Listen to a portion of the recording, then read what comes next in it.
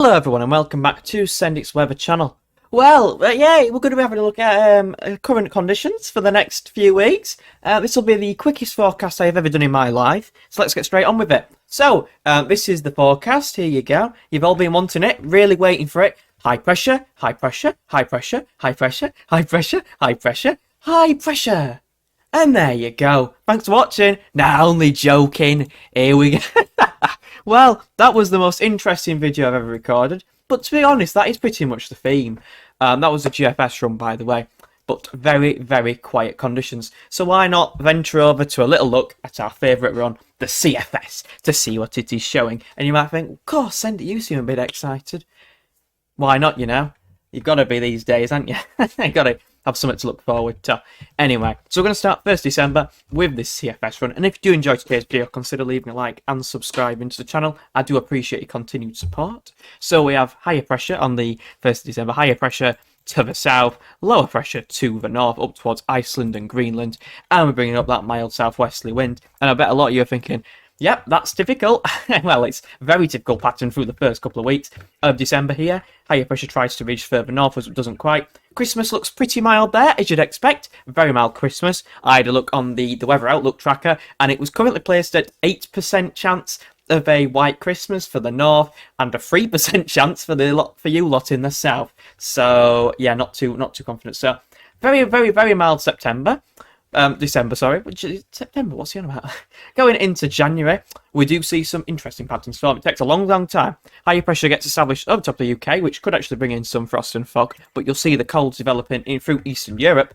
But this actually does not favour what my winter forecast is saying, but there you go. Probably won't work anyway. You can see the higher pressure beginning to ridge out to our west.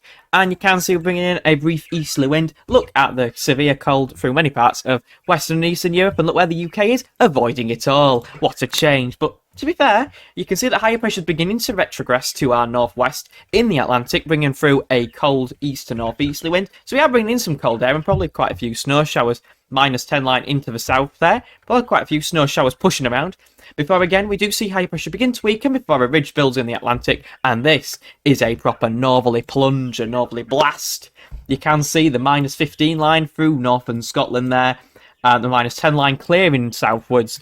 Very cold conditions, probably quite snowy in the north and the east. We've got unstable airflows bringing in troughs, little snow features, and the -10 line is properly through the country, and it is bitterly cold at this point. 3-4 days of polar temperatures, polar air masses moving through, pretty cold. Before it does turn milder again, there could be a transition, but it doesn't last for too long as higher pressure begins to ridge through the country and back northwards again. Does sit over the top of the UK, but that would actually bring the risk of some cold and frosty nights, possibly under that area of high pressure before things do turn much more unsettled, milder. And that's basically the end of that run. But don't worry, folks, because we're not just looking at one run, we're looking at 2 runs. So let's look at the midnight run, and here we go. We're starting on the 18th of November with this one, because it shows something which I did actually forecast this year, and that is higher pressure ridging in the Atlantic on the 18th of November, and we are beginning to see a northerly shock take place as lower pressure moves to Scandinavia. Send it to Scandi, winds are back in from a northerly direction, and the -5 line clears the country, so even the potential there for a few snow showers in the north and the east. Pretty cold northerly for the time of year, but of course it's quite common. But you can see that things do turn milder briefly, and I will refresh the page because my account's forbidden for some reason. But you can see it does briefly return milder, and milder it does into the first week of December. But as we run up to the Christmas period, things start to change.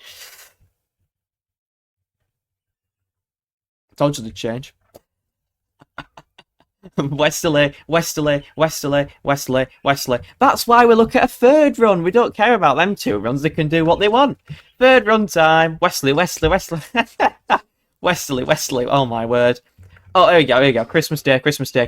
Boom. Cold northerly winds on the 18Z run. Only took 3 runs. There you go. Cold Christmas there. Under high pressure, of course, but cold Christmas. Very cold Christmas, actually. Mild higher pressure tries to be sent towards Scandi, doesn't get going. Into start of January with this run. 2nd week of Jan. High pressure to the northeast, winds in from an easterly direction. But again, this is reminiscent of last year. Easterly wind, proper easterly wind. And of course, there's no cold air available.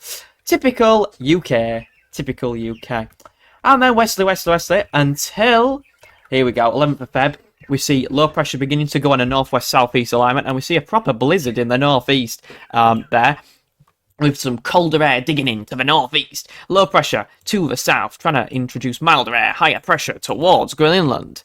And, sorry about the... We've got the cold air through the north, and then through this green area, which is the middle of the road, temperatures between -5 and 0 degrees, it can snow if the stars align. So it could be a big snow event, but the cold winds get in. And we actually turn things colder for many parts of the country, besides far south, where there could be a big snow event going on here, with cold air firmly in place, bitterly cold air through the country. Really strong easterly wind, actually. Really strong east-southeasterly wind here, and it's very, very unsettled and very cold as well, with -10 line through the country for much of this period. Temperatures below sub-zero. And we get a bit of a beast from the east on the 23rd of Feb. Higher pressure just out to our north and west, up towards Scandi. We've sent it to Scandi, and we are bringing a very long-fetched northeasterly wind here. Bitterly cold and very snowy. -10 through the country. Temperatures well below freezing with this, to be honest. Very, very prolonged cold spell at the end here. Very, very prolonged cold spell. Does eventually break down briefly, but of course, because the cold air's been in position for so long, it doesn't really warm up that much. Maybe temperatures lifting into single figures, maybe. But even by the 10th of March, we've got further east-northeasterly winds. Bitterly cold, really snowy, actually. That's very similar to the beast from the east pattern there, actually. If that came off, cold, snowy, and just a very interesting run there. Now, how likely are any of these runs to actually occur? Well, let's just say the mild, wet and windy option is the most likely. But remember, even in the very mildest of winters, you do still see plenty of cold snaps and cold potential. They just usually don't affect the UK and they affect Eastern Europe. But this year is the year, alright? It's actually happening this year, yeah? I was talking to my friend and I told him, yeah, because Sendik's on the scene, that means that it will be a cold winter, because the weather gods want to bring him a cold winter, and that's what will happen. That's just the rules, you know? So definitely, stay tuned. Be a good winter, this one, I'm telling you, because I'm on the scene, alright? Ignore this percentage chance of snow on Christmas Day. North of Yorkshire, 8%. South of Yorkshire / Lancashire, 3%. That's a load of rubbish. It's about 1% and 2%. Get in. There's still a 99% chance of it not happening, but you know, there's always that slim chance. Yeah. No.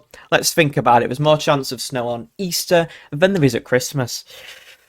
So I won't get your hopes up too much. If you like the Easter Bunny, you're in luck if you want your snow then. But if you like Santa Claus, unfortunately you're out of luck, and you might have to move to Norway or Sweden for your snow cravings on that one if you want it on Christmas Day.